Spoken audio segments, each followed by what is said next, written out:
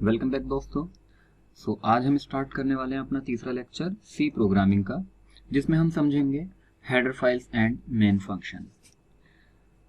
अगर आपने इससे पहले की वीडियोस नहीं देखी हैं तो आप इससे पहले की वीडियोस देख सकते हैं, जिसमें हमने इंट्रोडक्शन के बारे में समझा है, इंट्रोडक्शन रहा है सी लैंग्वेज का, और उसके बाद में हमने बेसिक जो कॉन्सेप्ट हैं सी लैंग्वेज के उन्हें समझा है। आज से हम स्टार्ट करते हैं header files and main function के बारे में कि हेडर फाइल्स क्या होती हैं और मेन फंक्शन किस तरह से काम करता है, क्योंकि ये सबसे ज़्यादा शुरू से ही हमें यूज़ करना होता है जब हम पहला प्रोग्राम लिखते हैं। तो आइए स्टार्ट करते हैं इसे पहले प्रोग्राम से ही, कि पहला प्रोग्राम हम लिखना शुरू करते हैं। तो अगर हम पहला प्रोग्राम एक डमी तरीके से लिखें, यहाँ पर मैं किसी तरह से बहुत ही एक एडवांस लेवल का प्रोग्राम नहीं ले रहा हूँ, एक सिंपल डेमो प्रोग्राम ले रहा हूँ, जिसमें हमने एक सिंटैक्स दिखाया है कि यहाँ पर हमने यूज़ किया है #include stdio.h और #include conio.h, और इसके बाद हमने दो तरह से रिटर्न टाइप यूज़ होता है फंक्शन में, तो इंट एंड वॉइड दोनों को हमने यहाँ पर लिया है, और एक मेन फंक्शन है और उसके बाद में ये कुछ स्टेटमेंट लिखी हुई है। तो आज का हमारा जो टास्क है वो इसी को ही समझना है कि इसका मतलब क्या है। अगर आपने पहले कभी सी प्रोग्रामिंग पढ़ी होगी या आपने सिंटैक्स लिखा होगा तो आप इस सभी सिंटैक्स से ज़रूर आपने गो थ्रू हुए होंगे, आपको हमेशा इससे ये इतना लिखना ही होता है। तो आज हम इसको अच्छे से समझेंगे कि क्या मतलब है इस कोड का। स्टार्ट करते हैं हम फर्स्ट लेटर से, जो सबसे टॉप पर लिखा हुआ है हैश से। तो हैश सिंबल है। एक्चुअल में ये सिंबल एक प्री प्रोसेसर का सिंबल है। प्री प्रोसेसर एक प्रोग्राम होता है जो कि कंपाइलर के साथ ही होता है, और इस प्रोग्राम का टास्क ये होता है कि कुछ लाइंस ऑफ कोड को ये कंपाइलेशन प्रोसेस से पहले ही प्रोसेस करता है, मींस उन्हें कन्वर्ट करता है। इसका मतलब क्या होता है? मतलब ये होता है कि कुछ लाइंस हमें कंपाइलेशन से पहले ही प्रोसेस करनी होती हैं अपने प्रोग्राम के अंदर। तो यहाँ पर हमें प्री प्रोसेसर को ये बताना पड़ेगा कि कौन कौन सी वो लाइन है जो पहले प्रोसेस होनी है।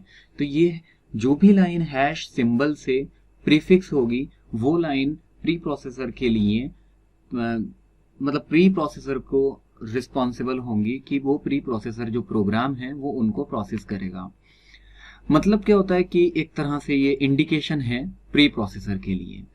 नेक्स्ट इसके बाद हम बात करते हैं कि जो कि मैंने अभी यहाँ पर एक्सप्लेन किया, evaluated by the pre processor. इसके बाद में हम बात करते हैं कि ये इंक्लूड क्या है।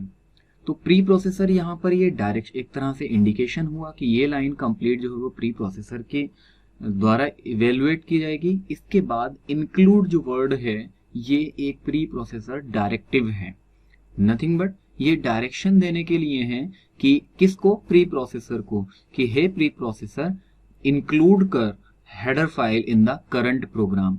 What is the meaning of header file here? तो ये जो आपकी एंगुलर ब्रैकेट में जो फाइल है ये फाइल्स कहलाती है हेडर फाइल।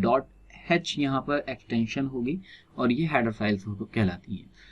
यहाँ पर हम समझ लेते हैं कि एंगुलर ब्रैकेट का क्या रोल है। तो बेसिकली एंगुलर ब्रैकेट जो होती है वो रूट फोल्डर की लोकेशन होती है। Root folder in the sense जहां पर हमारी हेडर फाइल सारी स्टोर होती हैं, जो कि इंक्लूड फोल्डर के नाम से वहां पर बना होता है। जब आप कंपाइलर डाउनलोड करते हैं तो वहां पर होता है। टर्बो सी की अगर हम बात करें तो टर्बो सी में ये रूट जो होता है default C:, and then TC and then include, ये डिफॉल्ट रूट होता है। तो इस एड्रेस से हमें कौन सी फाइल उठानी है? उस फाइल का नाम। तो ये जो फाइल है वो इस फोल्डर के अंदर है, इंक्लूड के अंदर है। तो आगे हम समझ लेते हैं कि stdio.h का मतलब क्या है या हेडर फाइल का मतलब क्या है। जनरली जब हम कोई भी फंक्शन किसी भी प्रोग्राम में एक प्रीडिफाइंड फंक्शन यूज करते हैं तो उस फंक्शन का प्रोटोटाइप यानी कि ब्लूप्रिंट हमें टॉप पर डिफाइन करना होता है, यहाँ पर हमें लिखना होता है। और जब हमें वो टॉप पर लिखना होता है उसके बाद में हम उसको नीचे यूज कर पाते हैं।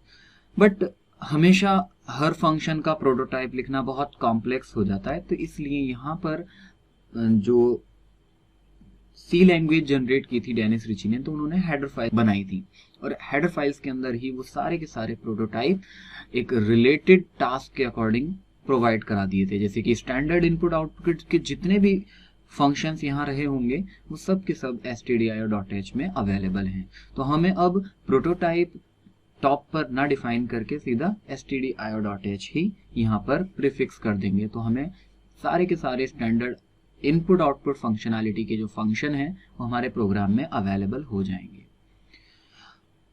इसके बाद में अगर हम conio.h की बात करें तो यहाँ पर कंसोल पर जितने भी हमें इनपुट आउटपुट फंक्शंस चाहिए होते हैं उनकी सारी फंक्शनैलिटी नथिंग बट प्रोटोटाइप जो मिलते हैं वो हमें इस फंक्शन में मिलते हैं। आगे हम बात करते हैं इसके अलावा कि जो मेन मेथड है वो एक एंट्री पॉइंट है, जो हमारी एप्लीकेशन है उसका एंट्री पॉइंट है। डिटेल में हम इसको आगे समझने वाले हैं बहुत ही अच्छे से। तो यहाँ पर अभी जो हमने चीजें समझी हैं वो हमने समझी है hash and then include and then angular bracket. इसके अलावा stdio.h एंड conio.h को हम विद मैन फंक्शन आगे अच्छे से समझने वाले हैं। रिटर्न स्टेटमेंट की यहाँ पर हम बात करते हैं तो रिटर्न स्टेटमेंट असल में तब यूज होती है जब हम अपने फंक्शन का रिटर्न टाइप इंट यूज कर रहे होते हैं। तो अगर हम इंट यूज कर रहे होते हैं तो यहाँ पर रिटर्न 0, इसका मतलब ये एक एग्जिट स्टेटस होता है ऑपरेटिंग सिस्टम के लिए कि जो आपका प्रोग्राम है वो successfully without any error exit हो गया है। अगर यहाँ पर मान लीजिए एबनॉर्मल टर्मिनेशन होता है कि मतलब यहाँ लास्ट तक कोई स्टेटमेंट नहीं पहुंचती है तो रिटर्न जो होगी वैल्यू वो 0 के अलावा कुछ भी हो सकती है।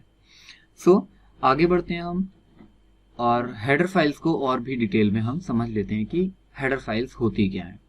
तो in C language there are various predefined functions available. जैसे कि हमने समझाया था शुरू में कि कोई भी लैंग्वेज होती है तो उसकी कुछ अपने कीवर्ड्स होते हैं उसमें और उसमें कुछ अपनी प्री डिफाइंड फंक्शंस होते हैं। इसी तरह से सी लैंग्वेज में भी प्री डिफाइंड फंक्शंस हैं, प्री डिफाइंड कीवर्ड्स हैं और उन्हें हम कंज्यूम करना होता है तो उसके कुछ रूल्स होते हैं। तो यहाँ पर भी various predefined functions available हैं। अब अगर हम उन फंक्शंस को कंज्यूम करना चाहते हैं अपने प्रोग्राम के अंदर तब उन फंक्शंस का प्रोटोटाइप हमें डिक्लेयर करना होता है टॉप पर, जब हमें कोई भी मतलब कुछ भी लिखने से पहले जो हमें वो प्रोटोटाइप लिखना होता है। But placing prototype of every pre defined function is a very tedious task, बहुत बोरिंग और एक इरिटेटिंग टास्क हो जाता है बार बार। तो यहाँ पर जो डेनिस रिची ने हमें एक फैसिलिटी दी वो क्या थी कि fortunately we are provided the rich set of pre defined header files and these files contains the prototype of various predefined functions। तो मतलब जो हमने स्टार्टिंग में समझा था कि प्रीडिफाइंड जितने भी फंक्शंस थे उनके प्रोटोटाइप लिस्ट कर दिए गए हेडर फाइल्स के अंदर और उन हेडर फाइल्स को हम प्री प्रोसेसर की हेल्प से ऊपर प्लेस करा सकते हैं टॉप पर एंड देन प्री प्रोसेसर उस फाइल को जो फंक्शंस हमने यूज करे होंगे हमारे पर्टिकुलर नेटिव कोड में या ऑब्जेक्ट कोड में उनको प्लेस कर देगा।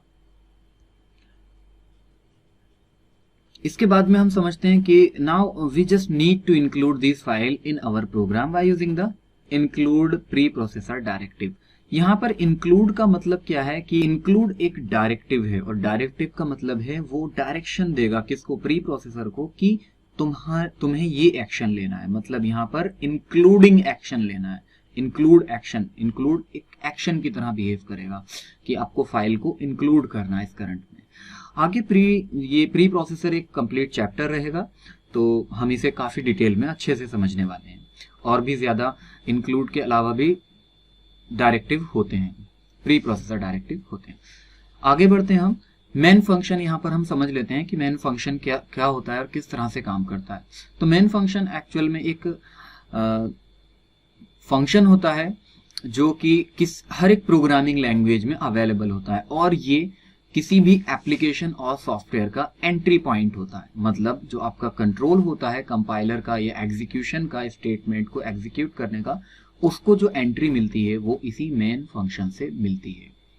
इसके अलावा अगर हम सी लैंग्वेज के टर्म पॉइंट ऑफ व्यू से बात करें तो जब हम सी प्रोग्राम रन कराते हैं तो ऑपरेटिंग सिस्टम सर्च करना शुरू कर देता है आपके सॉफ्टवेयर या एप्लीकेशन में मेन फंक्शन को, और मेन फंक्शन जब उसे मिल जाता है तो वो उसको एग्जीक्यूट करता है और एग्जीक्यूट करते हुए जो भी मेन फंक्शन के अंदर जितनी भी स्टेटमेंट होती है उन सबको वन बाय वन वो एग्जीक्यूट कर देता है।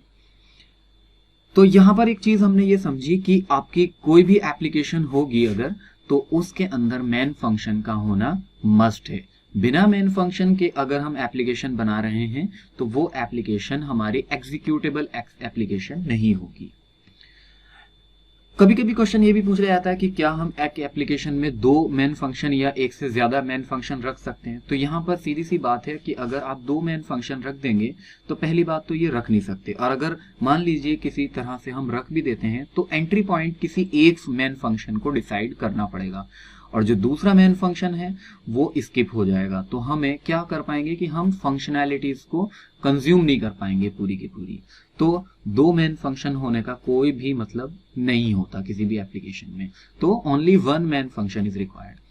अनदर क्वेश्चन भी ये पूछ लिया जाता है कि क्या मेन फंक्शन का हम नाम चेंज कर सकते हैं। हाँ, ऑफ कोर्स कर सकते हैं, वो एक यूजर डिफाइंड फंक्शन बन जाएगा, लेकिन उस फंक्शन को फिर भी कॉल करने के लिए या यूज करने के लिए हमें मेन फंक्शन डिफाइन करना ही होगा।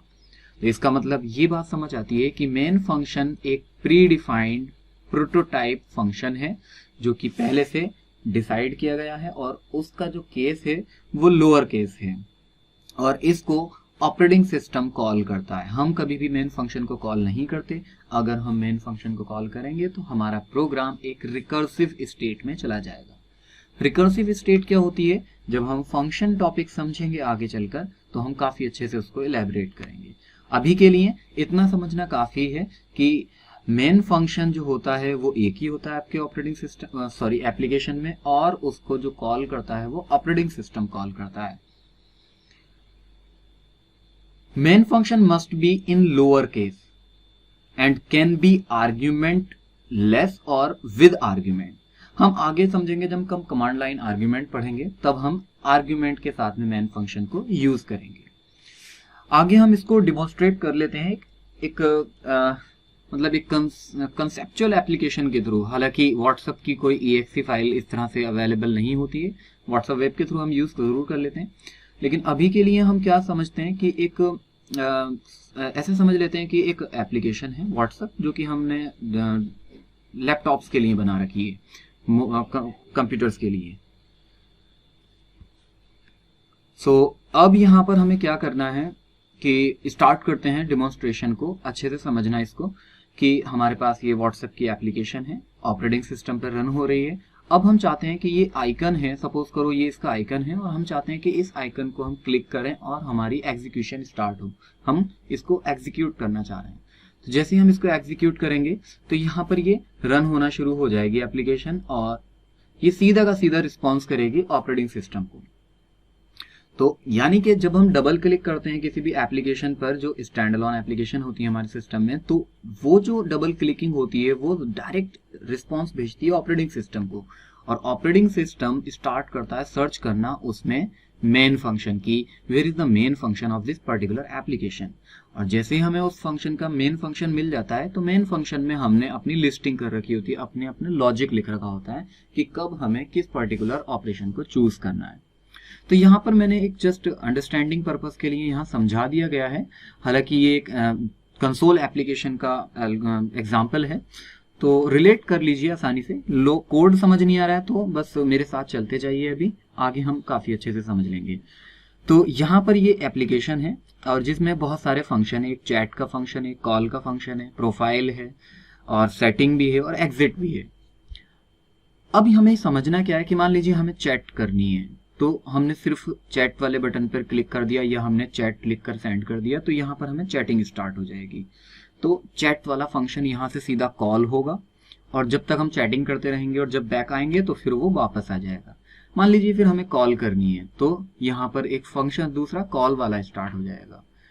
और इसके अलावा फिर मान लीजिए प्रोफाइल चेंज करनी है हमें, तो यहाँ पर प्रोफाइल वाला फंक्शन स्टार्ट हो जाएगा और प्रोफाइल को हम वापस चले जाएंगे। लेकिन याद रखें, जब हम वापस होंगे तो ये जो बाकी के यहाँ पर ओपन हुए फंक्शन नजर आ रहे हैं, ये यहाँ पर क्लोज हो जाते हैं असल में। लेकिन यहाँ पर डेमोन्स्ट्रेशन में मैंने सिंपली वैसे के वैसे ही दिखा दिया है, तो जस्ट मेक द सेंस। इसी तरह से सेटिंग की अगर हम बात करें तो सेटिंग में अगर हमें कुछ चेंजेस करना है तो हमें सेटिंग नाम का फंक्शन होगा इंटरनली, और वो यहाँ पर हम जैसे क्लिक करेंगे या मान लीजिए हम इसको कॉल कराएंगे तो वो यहाँ पर सेटिंग वाले फंक्शन को इंडिविजुअल अलग से कॉल कर लेगा। यानी कि ये फंक्शन की जो एक फंक्शनैलिटी है वो अलग होगी और हम उसको मेन फंक्शन के अंदर सिर्फ कॉल कर रहे होते हैं। फंक्शन कॉल करना, फंक्शन बनाना और ये सारी चीजें जितनी भी हैं, ये एक अलग से चैप्टर है फंक्शंस का जो कि यूजर डिफाइंड फंक्शन में आता है। तो वहां पर हम और भी अच्छे से समझेंगे। अभी सिर्फ मेन फंक्शन और किस तरह से मेन फंक्शन वर्क करता है और किस तरह से मॉड्यूलरिटी पे हम काम करते हैं। जैसे कि आपने स्टार्टिंग में पढ़ा होगा, हमने पढ़ाया था कि C language is a procedural programming language, means procedure के थ्रू यहाँ पर काम होता है, मॉड्यूलरिटी के थ्रू काम होता है। तो ये वही कॉन्सेप्ट है। इसके साथ साथ लास्ट में हमने जो फंक्शन है वो एग्जिट फंक्शन मान लीजिए हमने प्रेस कर दिया, तो यहाँ पर हमने एग्जिट किया तो हमें एग्जिट मिल जाएगा। और लास्ट स्टेटमेंट जो होगी वो हमारी रिटर्न स्टेटमेंट है। तो मान लीजिए एग्जिट नहीं करना है, रिटर्न करना है, तो ये कंट्रोल हमारा सीधा सीधा रिटर्न हो जाएगा यहाँ पर। और रिटर्न जो स्टेटस जाएगा वो सीधा का सीधा ऑपरेटिंग सिस्टम पर जाएगा, यानी कि बैक टू ऑपरेटिंग सिस्टम। तो ये जो कंप्लीट प्रोसेस है मेन मेथड की, कि किस तरह से आपका मेन मेथड एक रोल प्ले करता है एंट्री पॉइंट का आपके एग्जीक्यूशन में, कोई भी एप्लीकेशन जब आप बनाते हैं। तो मैं उम्मीद करता हूँ काफ़ी अच्छे से ये एक आपको समझ आ गया होगा कि किस तरह से आपका मेन फंक्शन वर्क करता है और किस तरह से हेडर फाइल्स एक सी प्रोग्राम में रोल प्ले करती है अपना। तो उम्मीद करता हूँ ये समझ आ गया होगा। इसके अलावा अगर फिर भी कोई डाउट या कोई क्वेरी है आपको तो आप कमेंट सेक्शन में मुझे लिख सकते हैं। Thank you for watching. अगर आपको ये वीडियो अच्छी लगी है और आपको लगता है कि कंटेंट काफ़ी क्वालिटी का है तो आप लाइक ज़रूर कर दीजिए वीडियो को। हमारे चैनल अगर अभी तक सब्सक्राइब नहीं किया है तो सब्सक्राइब कर दीजिए। अगला लेक्चर के लिए कंटिन्यू करें हमारे साथ। लेक्चर 4 रहेगा जिसमें हम प्रिंटएफ एंड स्कैनएफ फंक्शन को काफ़ी अच्छे से एक्सप्लेन करेंगे, इन डेप्थ जाएंगे और उनको समझेंगे कि किस लिए ये यूज़ होते हैं और क्या क्या फंक्शनैलिटीज़ इनकी हैं। Thank you so much. Have a nice day.